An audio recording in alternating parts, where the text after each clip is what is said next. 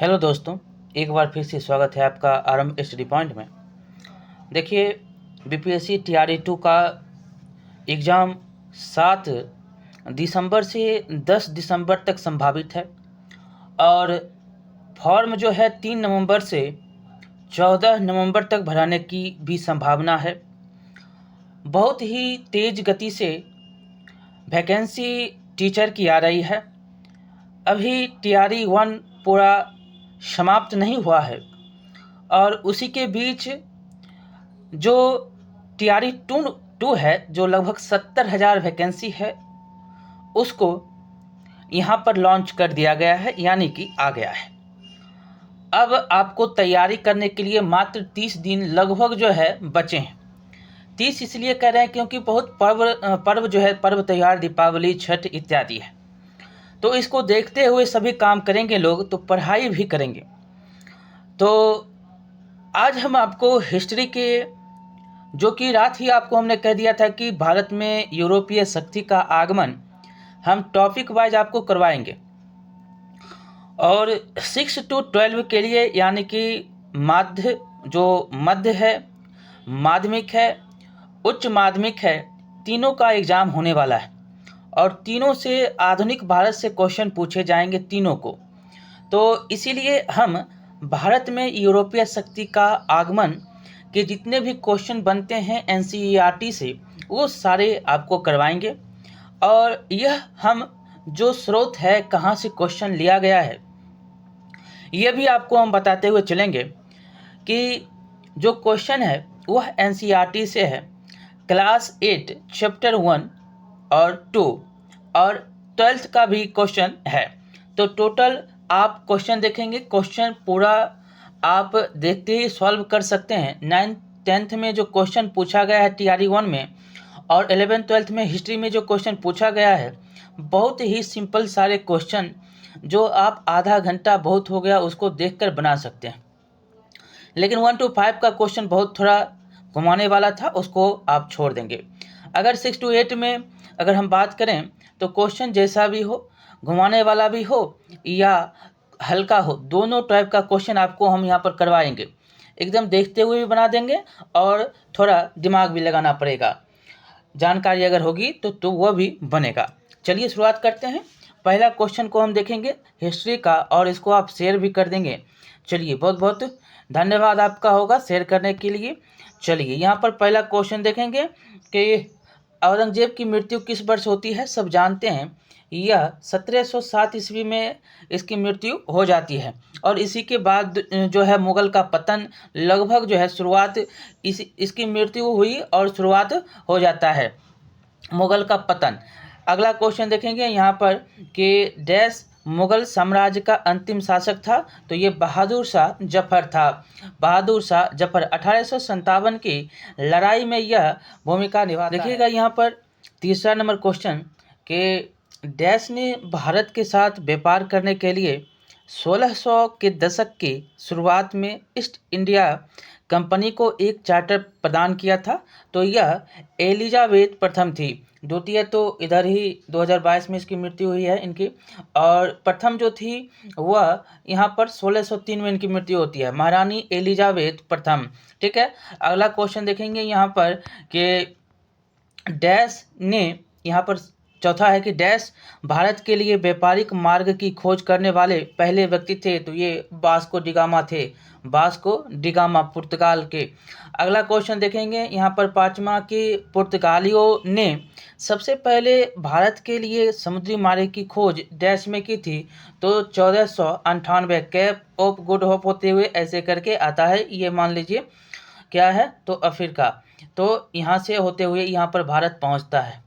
ठीक है, अगला क्वेश्चन देखेंगे छठा नंबर की, जब यूरोपीय व्यापारियों की शुरुआत हुई तो डैश की उत्कृष्ट गुणवत्ता का यूरोप में बड़ा बाजार था। तो ये कपास का था। ए नंबर इसका उत्तर हो जाएगा। अगला क्वेश्चन देखेंगे कि पहली अंग्रेजी कंपनी वर्ष में आई थी। तो 1651 में आया था, हुगली, यह याद रखेंगे।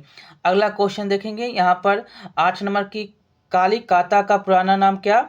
तो यह है कोलकाता। पुराना पुराना नाम पूछ रहा है तो कोलकाता। अगला क्वेश्चन है कि प्लासी का युद्ध किस वर्ष हुआ था, तो 1757 ईस्वी, ये नंबर इसका उत्तर है। अगला है क्वेश्चन कि 1690 के दशक में के अंत में बंगाल के नवाब कौन थे, तो मुर्शीद कुली खां था। मुर्शीद कुली खां, डी नंबर इसका उत्तर हो जाएगा। अगला क्वेश्चन देखेंगे इसमें कि अलीवर्दी खां का निधन कब होता है, तो यह 1756 ईस्वी में इसकी मृत्यु हो जाती है। इसी के बाद 12 नंबर क्वेश्चन है कि डैश भारत में अंग्रेजों की पहली बड़ी जीत थी, तो ये प्लासी का युद्ध था। प्लासी का युद्ध। अगला क्वेश्चन देखेंगे, डैश ने 1757 में बंगाल के नवाब के खिलाफ प्लासी की लड़ाई में अंग्रेजों का नेतृत्व किया था, तो ये रॉबर्ट क्लाइव था। रॉबर्ट क्लाइव, सी नंबर इसका उत्तर हो जाएगा। अगला क्वेश्चन है कि डैश को कंपनी द्वारा बक्सर की लड़ाई के बाद भारतीय राज्यों में नियुक्त किया गया था रेजिडेंट, यानी कि उसको निवासी बोलते हैं। ए नंबर इसका उत्तर हो जाएगा। अगला क्वेश्चन है कि बक्सर का युद्ध कब हुआ था, तो 1764 ईस्वी को बक्सर का युद्ध होता है। ये सारे क्वेश्चन सिंपल हैं। हम जो है यहाँ पर हम आपको पूरा इसका डिटेल भी बताएंगे, डिटेल का क्वेश्चन भी करवाएंगे। थोड़ा जो क्वेश्चन 50-60 क्वेश्चन एकदम सिंपल क्वेश्चन है जो आपको याद रखना ही पड़ेगा। यहाँ पर 16 नंबर क्वेश्चन देखेंगे कि रिचर्ड वेलेस्ली बंगाल के गवर्नर जनरल थे। यहाँ पर वेलेस्ली होगा, थोड़ा इसको देखेंगे। तो रिचर्ड वेलेस्ली जो है कब गवर्नर जनरल था, तो 1798 से 1805 के बीच जो है बंगाल के ये 5वें गवर्नर जनरल के रूप में इनको जाना जाता है। यह भी आपको याद रखना है, ठीक है। चलिए अगला क्वेश्चन देखेंगे यहाँ पर कि कोलकाता शहर नदी के तट पर है, किस जो है नदी के तट पर है कोलकाता, यह आपको बताना है 17 नंबर में। तो ये हो जाएगा हुगली, बी नंबर। अगला क्वेश्चन है कि डैश टीपू सुल्तान की राजधानी थी, तो यह श्रीरंगपट्टनम, सी नंबर इसका उत्तर हो जाएगा। अगला क्वेश्चन है कि सिराजुद्दौला किसका उत्तराधिकारी था। सिराजुद्दौला किसका उत्तराधिकारी था, तो यह अलीवर्दी खान का था, यह इसका नाती था। अगला क्वेश्चन देखेंगे इसमें कि डैश जो है डैश पुणे स्थित मराठों का प्रशासनिक प्रमुख था, तो इसका उत्तर क्या हो जाएगा, तो ये था पेशवा, सी नंबर इसका उत्तर हो जाएगा। देखिए 21 नंबर क्वेश्चन के डैश जो है 1764 में बंगाल के गवर्नर थे, तो 1764 में बंगाल का गवर्नर जो होता है हेनरी वेंसीटॉट होता है। तो यहाँ पर याद रखना है, यहाँ पर हेनरी वेंसीटॉट होगा और क्वेश्चन का आंसर यहाँ पर नहीं है। अगला क्वेश्चन देखेंगे, पानीपत की लड़ाई जो है, पानीपत की डैश लड़ाई में मराठा अंग्रेज़ों से हार गए, तो यह सब जानते हैं, बहुत ही विख्यात ये लड़ाई है। जो है तीसरा लड़ाई था, ये यहाँ पर तीसरा लड़ाई था, पानीपत की तीसरी लड़ाई, जो कि मराठा हार जाता है अंग्रेज़ों से और उसकी जो दिल्ली विजय की सपना थी वो चकनाचूर हो जाती है। अगला क्वेश्चन है कि द्वितीय आंग्ल मराठा युद्ध के बाद पेशवा को निर्वासित के निकट भेज दिया गया था, कहाँ पर उनको भेजा गया था यह बताना है, तो यह बिठूर भेजा गया था, बी नंबर इसका उत्तर हो जाएगा। अगला क्वेश्चन देखेंगे कि 1765 में मुगल साम्राज्य ने डैश को बंगाल प्रांत का दीवान नियुक्त किया, तो ये ईस्ट इंडिया कंपनी, ए नंबर इसका उत्तर है। पूरा डिटेल भी हम इसका पूरा बताएंगे। थोड़ा जो है आप 1 नंबर वाला क्वेश्चन जो देखते ही बना देंगे, ये भी क्वेश्चन बहुत ही इंपॉर्टेंट होता है। आपको लग रहा होगा कि ये सारे क्वेश्चन तो बच्चे वाले क्वेश्चन हैं, लेकिन इसमें भी बच्चे फंसते हैं, ठीक है। 25 नंबर देखिएगा, डैश टीपू सुल्तान से पहले थे, तो टीपू सुल्तान के पिताजी जो हैदर अली, यानी कि बी नंबर इसका उत्तर हो जाएगा। अगला क्वेश्चन देखेंगे इसमें कि डॉक्ट्रिन ऑफ लैप्स की शुरुआत किसके द्वारा की गई थी, तो यह किया गया था लॉर्ड डलहौजी के द्वारा, बी नंबर इसका उत्तर हो जाएगा। अगला क्वेश्चन है कि प्रथम आंग्ल मराठा युद्ध डैश के साथ समाप्त होता है, तो यह सालवाई की संधि बी नंबर इसका उत्तर हो जाएगा। पूरा डिटेल, सारे क्वेश्चन का डिटेल हम आपको बताएंगे, जो एक एक नंबर का क्वेश्चन, और थोड़ा सिर्फ देखते ही नाम और डेट ऑफ बर्थ या लड़ाई, ये सब जो क्वेश्चन 60-65 बन रहे थे वो हम आपको पूरा यहाँ पर करवा रहे हैं। इसके बाद जो है पूरा डिटेल भी आपको हम करवाएंगे, इसीलिए क्वेश्चन को कहिएगा नहीं कि ये ऐसा क्वेश्चन है। 28 नंबर देखिएगा कि डैश को मैसूर का वाघ कहा जाता है, तो ये कौन हो सकते हैं, तो ये टीपू सुल्तान। सी नंबर अगला क्वेश्चन है कि लॉर्ड हेस्टिंग्स गवर्नर जनरल कब बना है, तो यह 1773। सी नंबर इसका उत्तर हो जाएगा। सारा क्वेश्चन जो है आपको प्रीवियस ईयर में क्वेश्चन पूछे हुए गए मिल जाएंगे।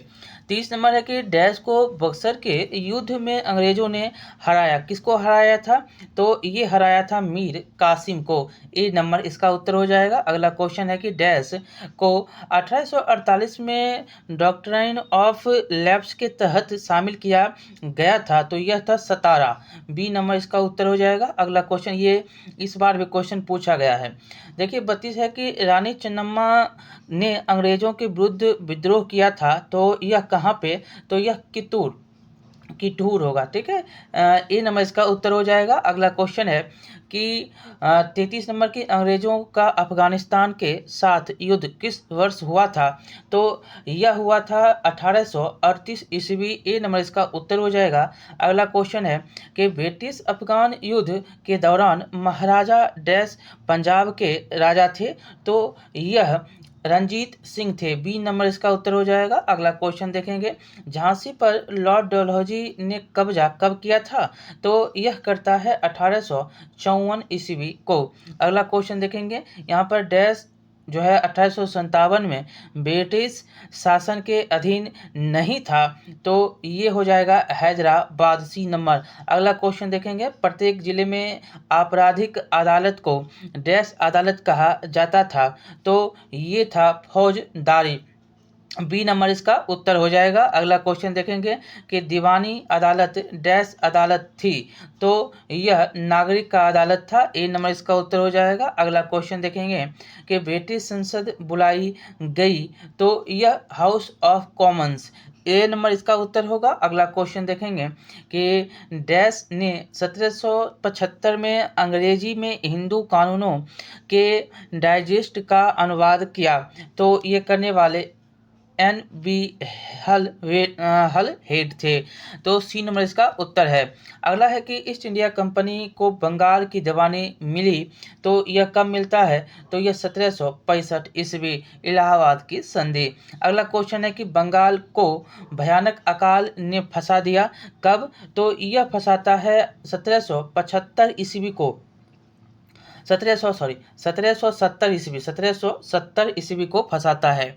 ए नंबर इसका उत्तर हो जाएगा। बंगाल में जो भयानक अकाल पड़ा था 1770 में पड़ा था, ठीक है। अगला क्वेश्चन है कि दीवान के रूप में कंपनी को बंगाल के डैश की देखभाल करनी थी, तो बहुत ही इम्पोर्टेंट है वित्तीय प्रशासन की।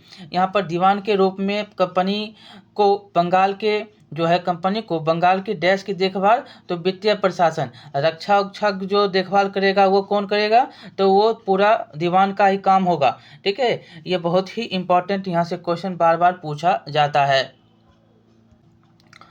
अगला क्वेश्चन देखेंगे, कारीगरों ने बंगाल के गांवों को छोड़ना शुरू कर दिया, क्योंकि वहाँ पर क्या हुआ था, तो यहाँ पर उन्हें कम कीमत पर सामान बेचने के लिए मजबूर किया गया, इसलिए वह जो है जगह छोड़ने लगे थे।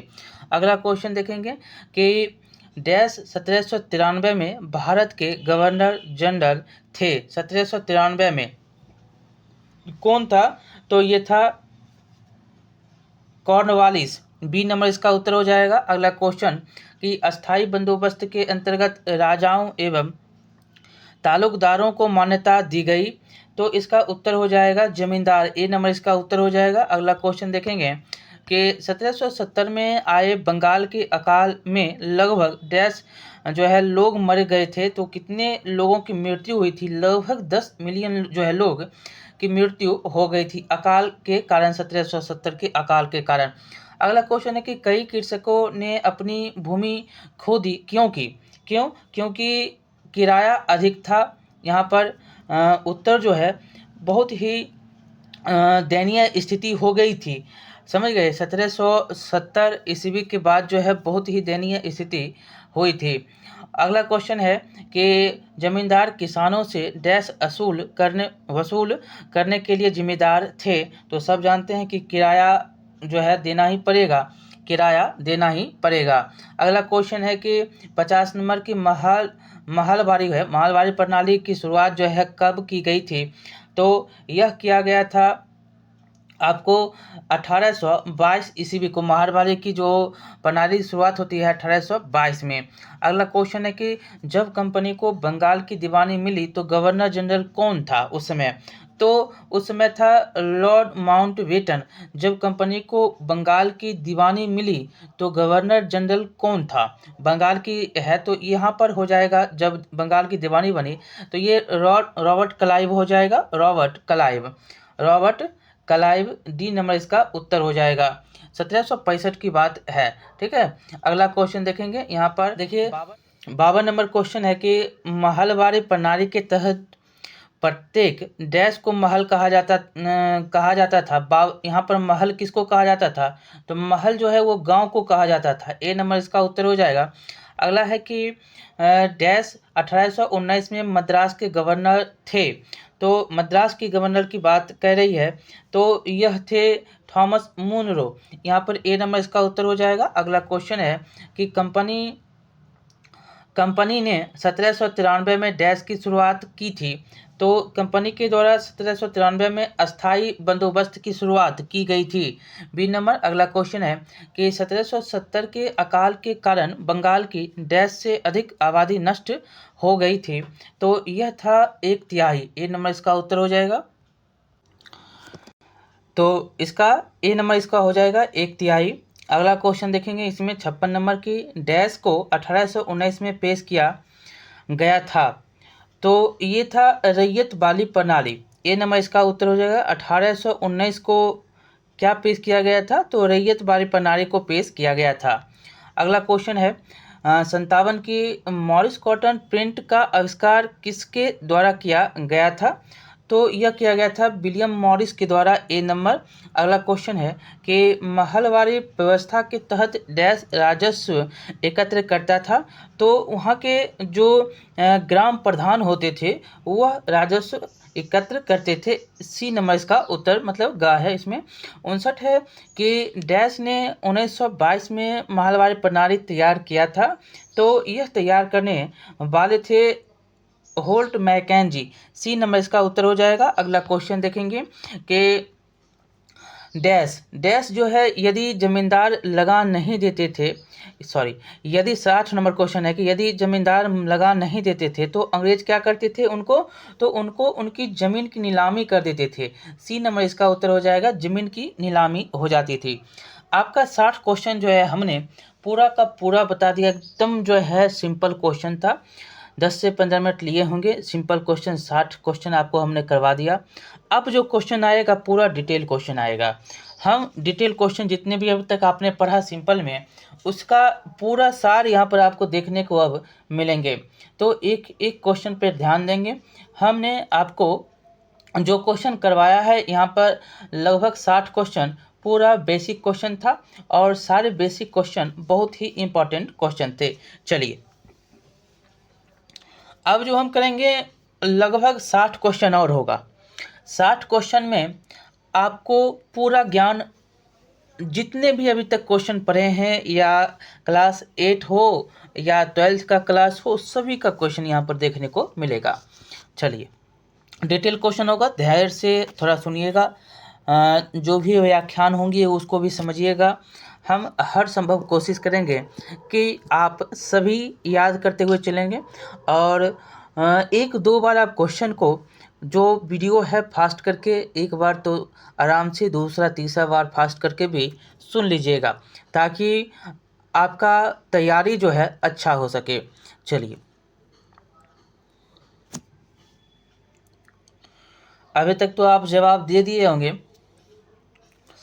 61 नंबर का क्वेश्चन देखेंगे कि औरंगजेब की जब मृत्यु होती है तो औरंगजेब की मृत्यु के बाद मुगल शासकों के गद्दी पर बैठने का सही कालानुक्रम कौन सा है, मतलब उसके बाद जो बढ़ता है उसके शासक जो भी बनते हैं मुगल के, वो कौन कौन से होते हैं।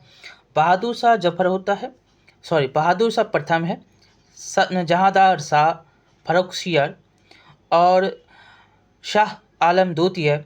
दूसरा ऑप्शन है जहांदार शाह, फर्रुखसियर, शाह आलम द्वितीय, बहादुर शाह प्रथम, फर्रुखसियर। ये सारे क्वेश्चन आपको यहाँ से पूछे बहुत ही बार, यहाँ से एक दो क्वेश्चन तो आपको बनता ही है सभी का, अगर डिटेल जानते हैं तो इसका उत्तर क्या हो जाएगा। तो इसका उत्तर हम आपको बता दें, ऐसे तो आपको पता लग गया होगा उत्तर क्या है। देखिए, बहादुर शाह प्रथम आता है, उसके बाद जहांदार शाह आता है, उसके बाद फर्रुखसियर आता है, उसके बाद शाह आलम द्वितीय आता है। ये नंबर इसका उत्तर होगा। आपको याद है हमने पहले ही आपको बताया कि 1707 ईस्वी में औरंगजेब की मृत्यु हो जाती है। औरंगजेब की मृत्यु के बाद उसके तीनों बेटों के बीच गद्दी के लिए संघर्ष होता है। जैसे औरंगजेब, शाहजहां के 4 बेटे थे, उसमें गद्दी की संघर्ष को आपने पढ़ा है। औरंगजेब सभी की मृत्यु के बाद गद्दी संभालता है, आप सब जानते हैं। और उसके बाद क्या होता है कि जिसमें 65 वर्षीय बहादुर शाह विजयी हो जाता है। ये प्रथम है, बहादुर शाह क्या है, प्रथम है जो कि विजयी होता है। और 1707 से 1712 तक यह गद्दी पर बैठता है। और बहादुर शाह की मृत्यु के बाद उसका बेटा था जो जहांदार शाह था, उसका बेटा जहांदार शाह था ने तात्कालिक शक्तिशाली अमीर जुल्फिकार खां की सहायता से गद्दी प्राप्त करता है। और यह जो है नितांत अयोग्य शासक था, और इसी को जो जहांदार शाह था उसको लंपट मूर्ख के नाम से भी जानते हैं। जहांदार शाह को परास्त करके सैयद बंधु था।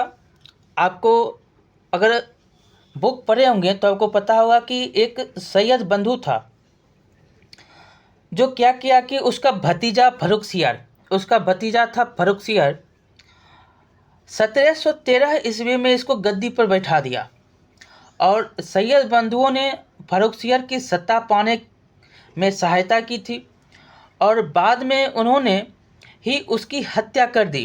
किसने? तो फर्रुखसियर के द्वारा, जो आप जानते हैं कि 1713 में गद्दी प्राप्त की गई थी। तो बाद में फर्रुखसियर की सत्ता पाने में सहायता करने वाले जो सैयद बंधु थे उसकी हत्या कर देता है, और 18 वर्षीय मोहम्मद शाह उसकी हत्या कर दी, और 18 वर्षीय मोहम्मद शाह को गद्दी पर बैठा दिया। और भारतीय इतिहास में सैयद बंधुओं को क्या कहा जाता है? तो इसको राजा बनाने वाला के नाम से भी जाना जाता है। और शाह आलम द्वितीय जो है, यहाँ पर शाह आलम द्वितीय, यह 1759 ईस्वी में गद्दी पर बैठता है। तो हमने पूरा डिटेल आपको बताया। सबसे पहले बहादुर शाह प्रथम, तब जहांदार शाह, तब फर्रुखसियर, और उसके बाद उसका पुत्र बैठता है मोहम्मद शाह। लेकिन उसके यहाँ पर मोहम्मद शाह नहीं है, इसीलिए उसके बाद जो है शाह आलम द्वितीय 1759 ईस्वी में बैठता है। सैयद बंधु क्या करता है? फर्रुखसियर की हत्या कर देता है। चलिए, अब जो हम क्वेश्चन करेंगे 62, नादिर शाह का आक्रमण निम्नलिखित में से किस मुगल बादशाह के समय हुआ था? यह भी क्वेश्चन बहुत ही इम्पोर्टेंट है। तो यह मुगल बादशाह था मोहम्मद शाह। सी नंबर इसका उत्तर हो जाएगा। देखिए, नादिर शाह का आक्रमण जो होता है 1738 से 39 के समय में होता है। और मोहम्मद शाह प्रशासन के प्रति उदासीन तथा मदिरा और सुंदरी के प्रति अत्यधिक रुचि रखता था, जिस कारण उसे लोग रंगीला के नाम से भी जानते थे, रंगीला कहा करते थे। और उसके शासनकाल में हिजड़ों तथा महिलाओं के वर्ग का प्रभुत्व हो गया था। मयूर सिंहासन पर बैठने वाला अंतिम शासक भी यही था, मोहम्मद शाह। C number. अगला क्वेश्चन देखेंगे कि मुगल शासक जहांदार शाह के संदर्भ में निम्नलिखित कथनों पर विचार करेंगे। अब एक एक बात हम डिटेल में पढ़ रहे हैं। पहला, जहांदार शाह ने जुल्फिकार खां की सहायता से गद्दी प्राप्त की, हमने पूरा डिटेल बताया आपको। दूसरा, उसके समय जजिया समाप्त कर दिया गया। तीसरा कि इसी के शासनकाल में अमोर के शासक जयसिंह को मिर्जा राजा सवाई की पदवी दी गई। तो ये तीनों कथन जो है यहाँ पर सही हैं। डी नंबर इसका उत्तर हो जाएगा 1, 2, 3।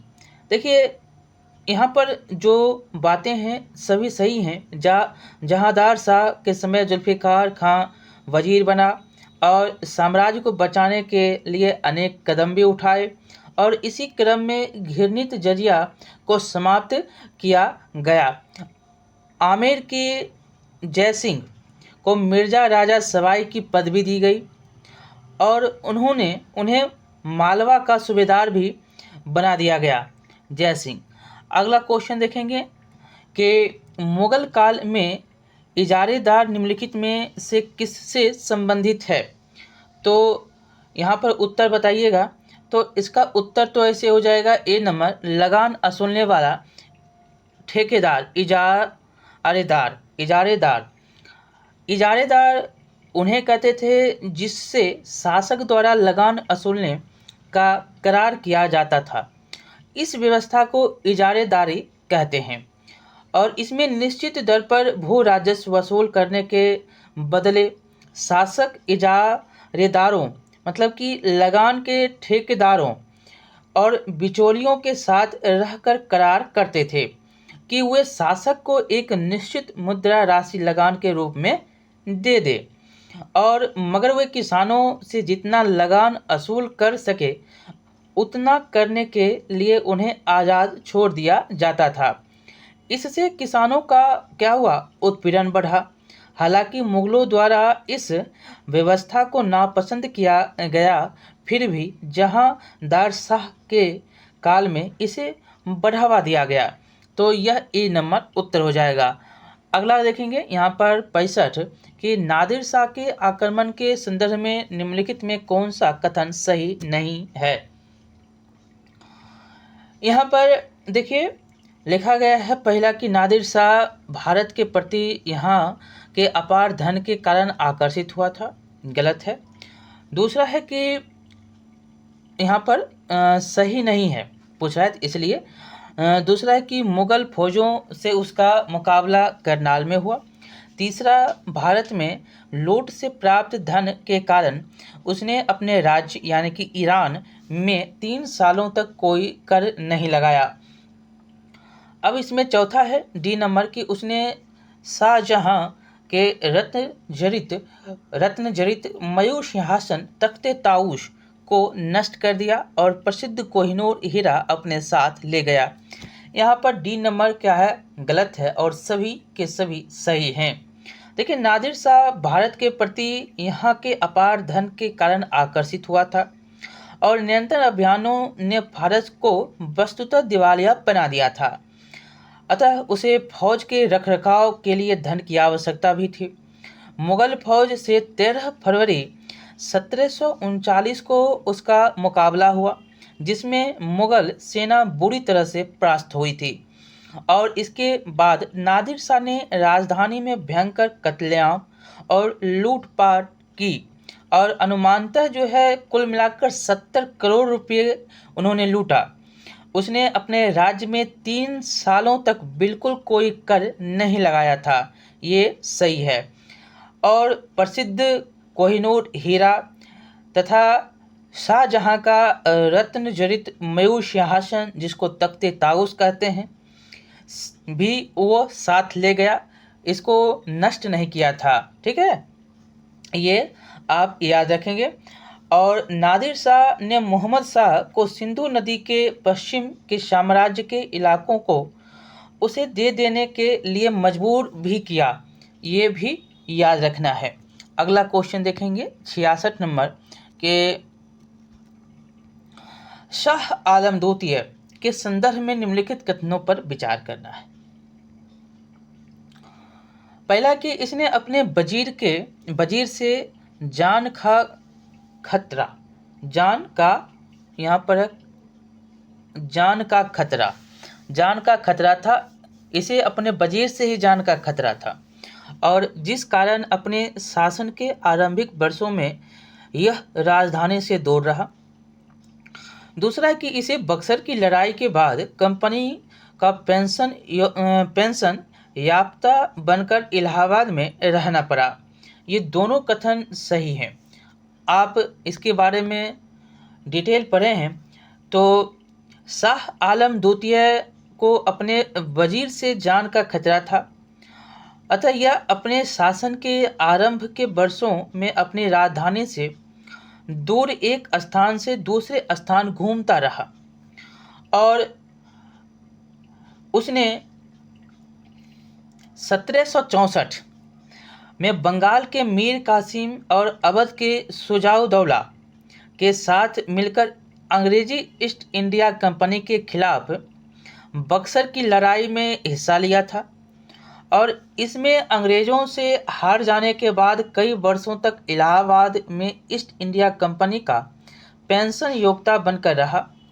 वह जो है 1772 में मराठों के संरक्षण में ब्रिटिश आश्रय छोड़कर दिल्ली लौटा, परंतु अंग्रेज़ों ने 1803 में दिल्ली पर कब्जा कर लिया। तब से 1857 तक मुगल वंश अंतिम रूप से खत्म हो गया और मुगल बादशाह अंग्रेज़ों के लिए केवल राजनीतिक मोहरा बने रहे। ठीक है, तो अगला क्वेश्चन देखेंगे 67। यहाँ पर है कि निम्नलिखित कथनों पर विचार करें। पहला है कि निजाम उल मुल्क स्वयं मुगल वजीर का अपना ओहदा छोड़कर दक्कन चला गया। दूसरा है कि अहमद शाह अब्दाली ने पानीपत की तीसरी लड़ाई में मुगल सेना को परास्त किया। कौन सही है? देखिए, पहला ही सही है कि निजाम उल मुल्क स्वयं मुगल वजीर का अपना ओहदा छोड़कर दक्कन चला गया। केवल एक।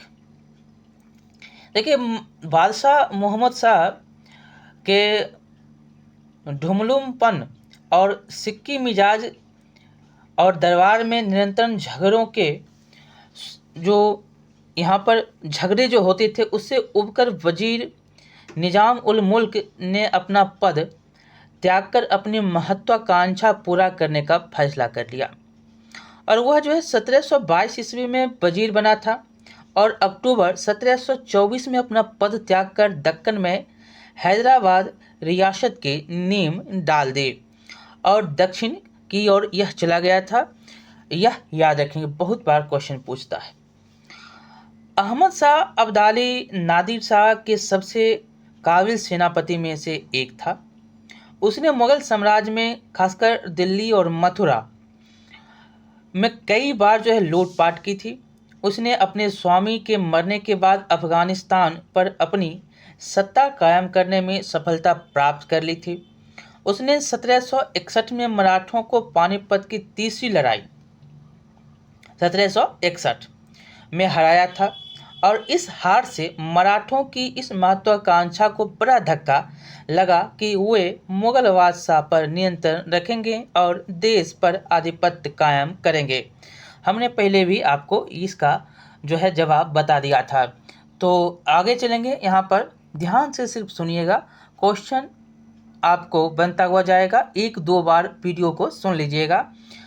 एक क्वेश्चन से 10 क्वेश्चन आपको व्याख्यान में देखने को मिल रही होंगे। अगला है कि निम्नलिखित में से कौन मुगल साम्राज्य का अंतिम बादशाह था? ये क्वेश्चन पहले भी हमने आपको बताया। बहादुर शाह द्वितीय।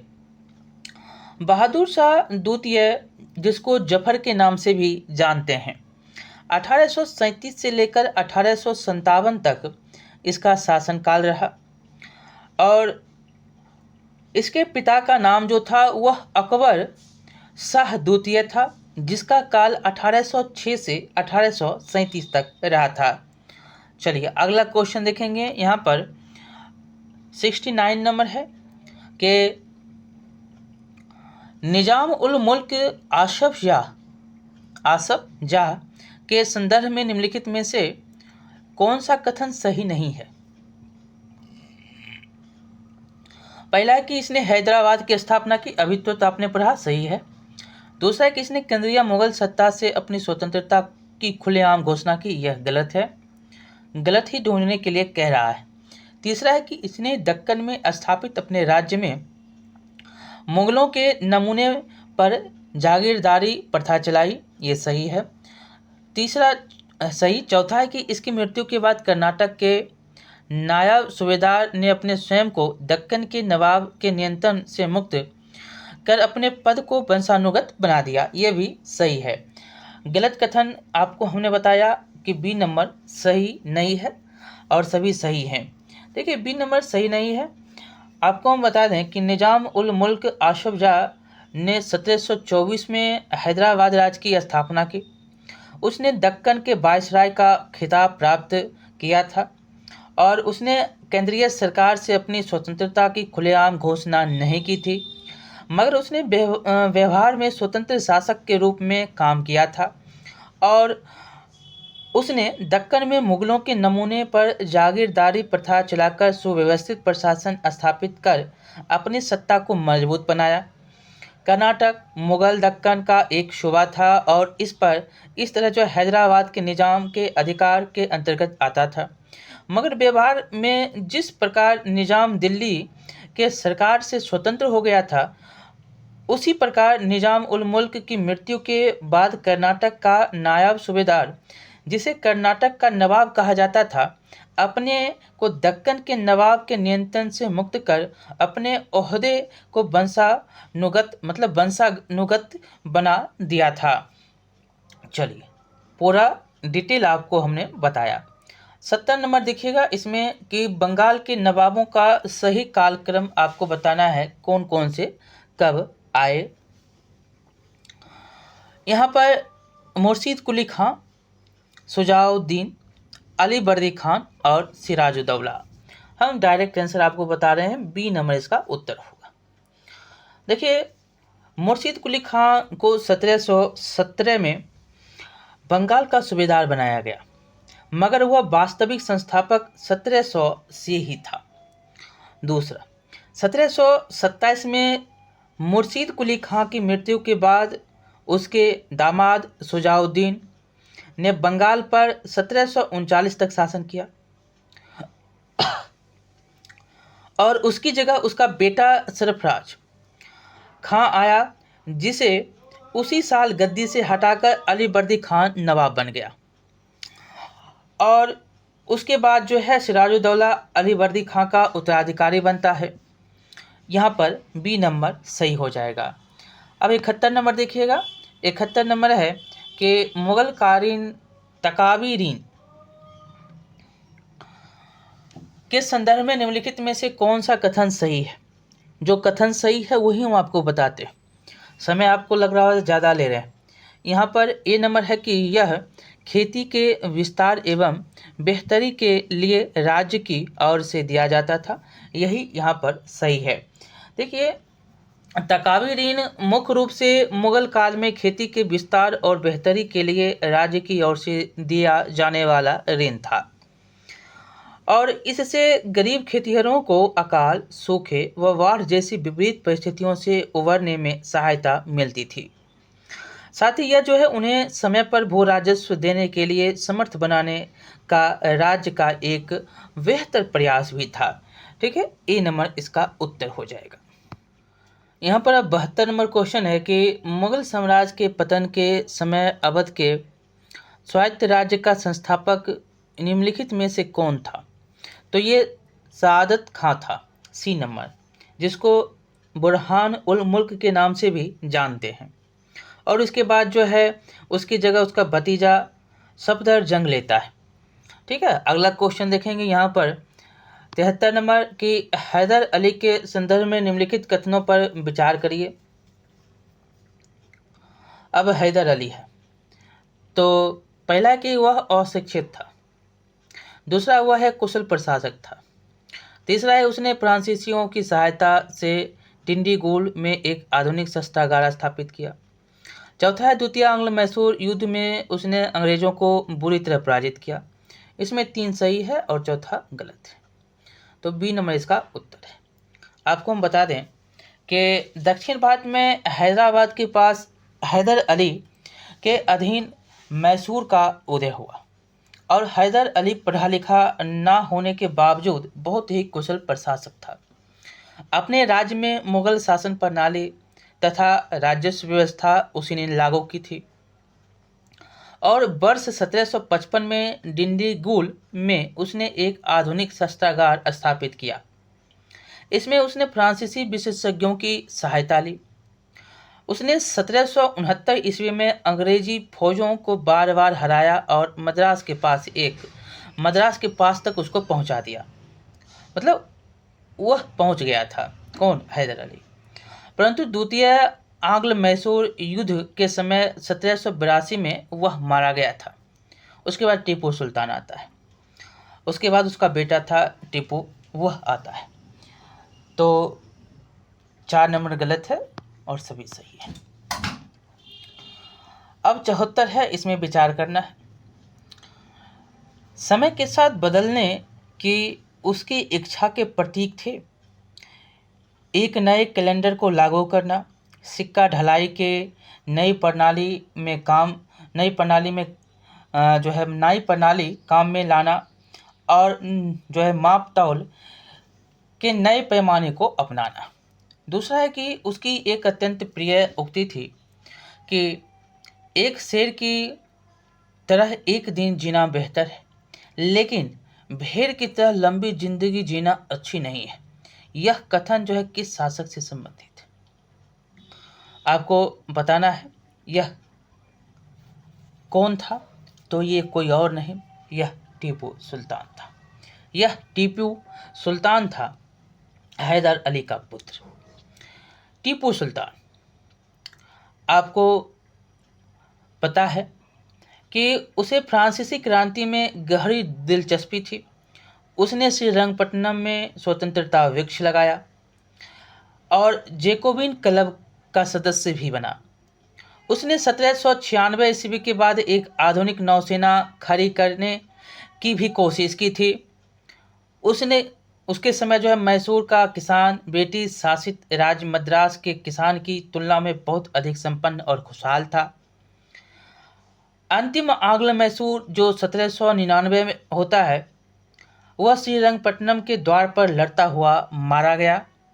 हैदर अली का पुत्र टीपू सुल्तान 1782 ईस्वी में यह गद्दी पर टीपू सुल्तान बैठता है। चलिए अब यहाँ पर अगला देखेंगे 75। क्वेश्चन है कि सिखों के संदर्भ में निम्नलिखित कथनों पर विचार करिए। सिख के संदर्भ में पहला है कि सिख धर्म की शुरुआत गुरु नानक ने की थी। सिखों को लड़ाकू समुदाय के रूप में बदलने का काम गुरु हरगोविंद ने किया था। तीसरा है कि अपने आखिरी गुरु गोविंद सिंह के नेतृत्व में सिख एक राजनीतिक और फौजी ताकत बने। इसमें तीनों सही हैं, डी नंबर इसका उत्तर होगा। हम आपको इसमें बताएं कि सिख धर्म की शुरुआत गुरु नानक के द्वारा 15वीं शताब्दी में किया गया था और यह पंजाब के जाट किसानों तथा अन्य छोटी जातियों में यह फैल गया था जो धर्म था। वहीं लड़ाकू समुदाय के रूप में सिखों को बदलने का काम गुरु हरगोविंद, जिनका काल 1606 से 1645 तक। मगर अपने 10वें गुरु जो कि आखिरी गुरु थे गुरु गोविंद सिंह, 1666 से 1708 तक इनका काल होता है, के नेतृत्व में एक सिख राजनीति और फौजी ताकत बना था। औरंगजेब की फौजों और पहाड़ी राजाओं के खिलाफ 1699 से गुरु गोविंद सिंह ने लगातार लड़ाइयाँ लड़ी थी। अगला क्वेश्चन देखेंगे यहाँ पर 76 नंबर है कि महाराजा रंजीत सिंह के संदर्भ में आपको बताना है कथन में विचार करिए कौन सा सत्य है। देखिए पहला इसमें है कि इन्होंने सतलुज नदी के पश्चिम के सभी सिख प्रधानों को अपने अधीन कर पंजाब में अपना राज्य कायम किया। ये सही है और सभी गलत हैं, इसलिए हम आपको सही सिर्फ बताएंगे। देखिए 18वीं सदी के अंत में सुकेर चकिया मिसल के प्रधान रणजीत सिंह ने प्रमुखता प्राप्त कर ली थी।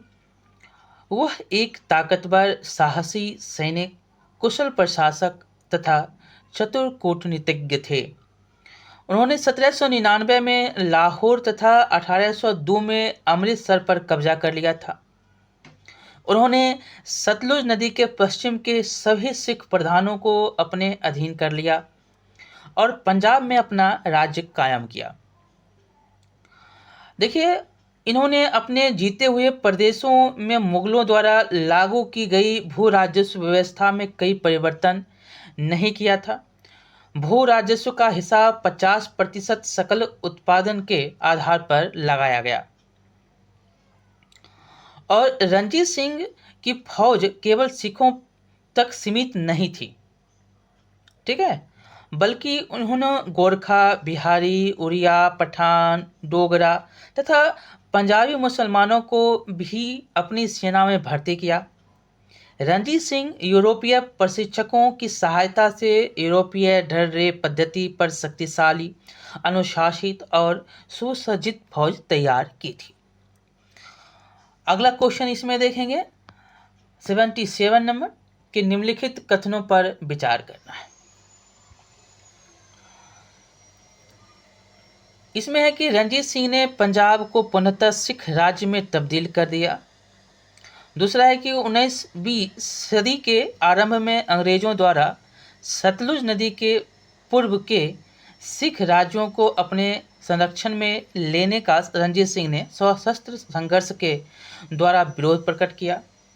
आपको इसमें उत्तर बताना है, तो इसमें ना 1 है ना 2 है, इसमें डी नंबर उत्तर है। आपको हम बताएं कि रणजीत सिंह धर्म के मसालों मतलब कि धर्म के मामले में ऐसे मामले हैं। रणजीत सिंह धर्म के मामले में सहनशील तथा उदारवादी थे। वे न केवल सिख बल्कि मुसलमान संतों को भी आदर, सम्मान और संरक्षण देते थे। धर्मपरायण सिख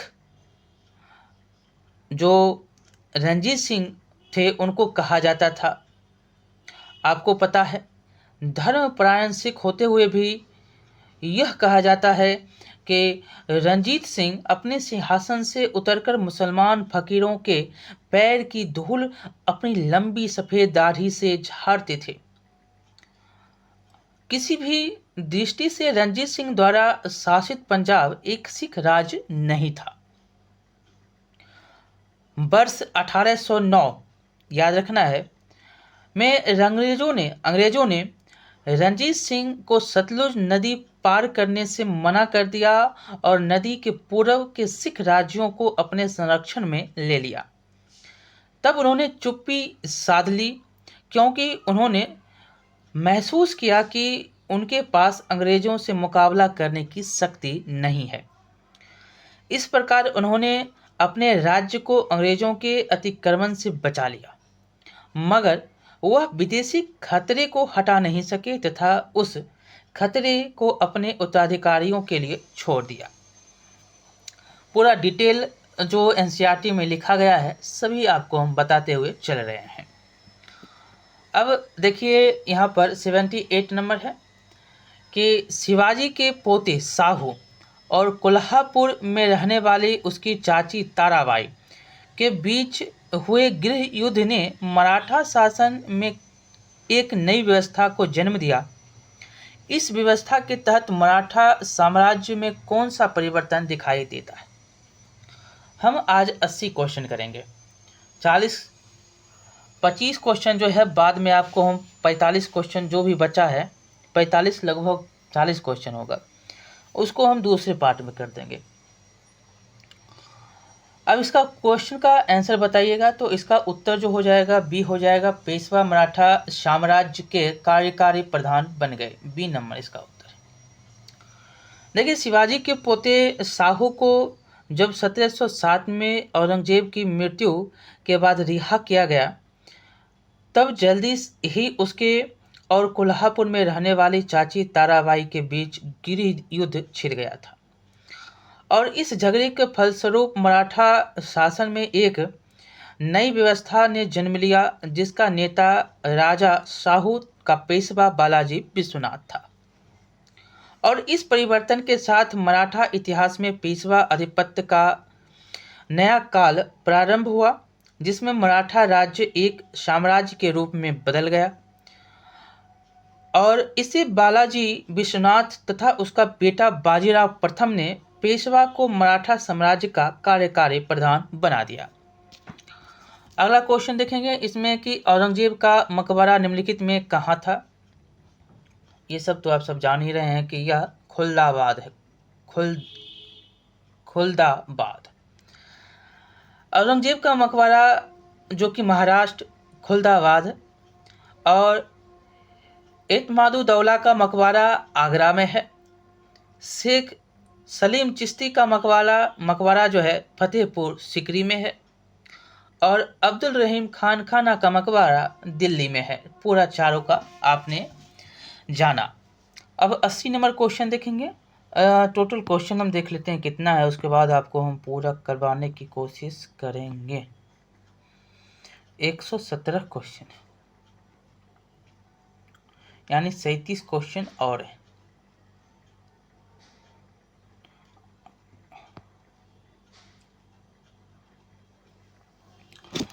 अब देखिएगा, इसमें 80 नंबर के निम्नलिखित कथनों पर विचार करिए। बाजीराव प्रथम को शिवाजी के बाद गोरिल्ला युद्ध का सबसे बड़ा प्रतिपादक कहा गया। दूसरा है कि बाजीराव प्रथम के समय दक्कन के प्रांत भी चौथ और सरदेश मुखी कर मराठों को देते थे। तीसरा है कि बाजीराव प्रथम ने पुर्तगालियों के पश्चिमी तट के इलाके को भी अपने कब्जे में ले लिया था। इसमें सत्य कथन आपको बताने हैं। तो इसमें 1 और 2 सिर्फ सही है और तीसरा गलत है। पूरा डिटेल इसका आपको हम बता देते हैं कि बाजीराव विश्वनाथ की 1720 ईस्वी में मृत्यु हो गई, और उनकी जगह जो है उनका बेटा 20 वर्षीय बाजीराव प्रथम पेशवा बना।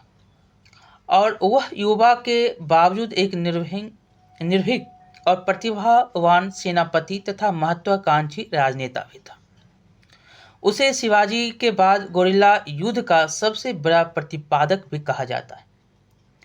और बाजीराव ने पहले मुगल अधिकारियों को विशाल इलाके से चौथ वसूल करने का अधिकार देने और फिर वे इलाके मराठे राज्य को सौंप देने के लिए मजबूर किया। दूसरा कथन आपको है इसमें कि बाजीराव और दक्कन का निजाम उल मुल्क 2 बार लड़ाई के मैदान में मिले। बाजीराव और दक्कन का निजाम जो था उल मुल्क, दोनों बार निजाम को मुंह की खानी पड़ी, यानी कि हार गया, और उसे दक्कन प्रांत का चौथ और सरदेश मुखी मराठों को देने के लिए मजबूर होना पड़ा। तीसरा इसमें कथन गलत है, यानी कि बाजीराव ने पुर्तगालियों के खिलाफ भी अभियान आरंभ किया। अंत में सिरहट और वसलीन पर कब्जा कर लिया गया, मगर पश्चिमी तट पर पुर्तगालियों का अपने इलाके पर कब्जा बना रहा। तो टोटल 80 क्वेश्चन आपको हमने करवा दिया। 60 क्वेश्चन में आपने कुछ नहीं लगा होगा कि यह क्वेश्चन कहाँ से आ गया, ये सब तो हम जानते ही हैं, लेकिन ये सारे क्वेश्चन आपको पता लग गया होगा कि ये सारे क्वेश्चन जानने वाले। और जो अभी क्वेश्चन बचे हुए हैं सभी इम्पोर्टेंट सारे क्वेश्चन हैं, आपको हम सेकेंड पार्ट में करवाएंगे। कैसा लगा वीडियो आप बताएंगे, लाइक करेंगे, शेयर करेंगे। सब्सक्राइब नहीं किए हैं तो सब्सक्राइब भी कर लेंगे।